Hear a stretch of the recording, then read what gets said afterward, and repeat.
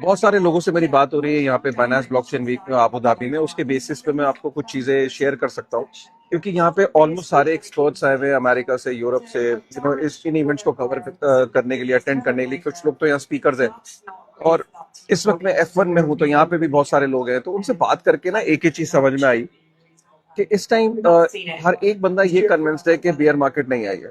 ठीक है।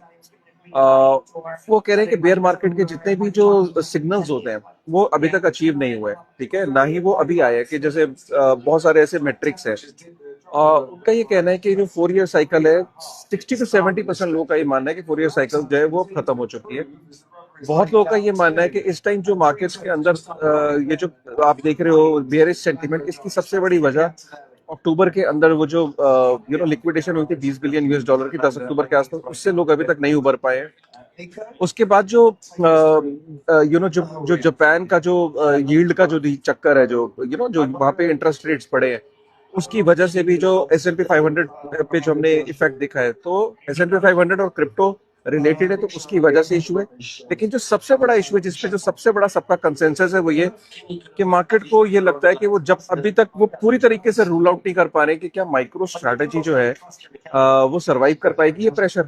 क्योंकि माइक्रो स्ट्रैटेजी का लोग ये मान रहे हैं कि यार इतनी बड़ी कंपनी हो चुकी है, उसके पास इतना बड़ा बिटकॉइन का अकोमुलेशन है, और वो हमेशा कहता था माइकल सेलर के बिटकॉइन को नहीं बेचेगा, लेकिन उनका एक सीईओ आता है और वो आके एक पब्लिकली ये बोल देता है कि शायद वो बिटकॉइन को भी बेचना पड़ जाए उनको। उसकी वजह से ना मार्केट के अंदर एक अलग लेवल का पैनिक है। माइक्रो स्ट्रेटेजी के ऊपर ये ईटीएफ की जो कंपनीज हैं, ये मिलके अटैक कर रही हैं। बेसिकली ईटीएफ कंपनीज को इनसिक्योरिटी हो रही थी कि ये जितनी तेजी से डिजिटल एसेट ट्रेजरी कंपनीज ना ग्रो कर रही हैं, यार इनको रोकना जरूरी है। क्योंकि अगर पैसा डिजिटल एसेट ट्रेजरी कंपनीज में जाएगा तो ईटीएफ में कौन पैसा डालेगा। तो it is ETF versus MicroStrategy, मतलब ETF versus digital asset treasury companies. ये लड़ाई अभी है। और ये लड़ाई मैंने अभी सीजी से पूछा कि आपका क्या कहना है, एक एक क्वेश्चन आंसर के दौरान एक Q&A राउंड था, तो सीजी का भी कहना है कि यार डिजिटल एसेट ट्रेजरी कंपनीज अभी बहुत ग्रो कर रही थी, अब करेक्शंस आएंगी। इस साइकिल में काफी सारी कंपनी जीरो हो जाएंगी, स्ट्रॉन्गर वंस रहेंगी। और माइक्रो स्ट्रेटेजी ने लीड किया, और आई थिंक ये digital asset treasury companies are here to stay. But corrections और ये साइकिल का पार्ट है।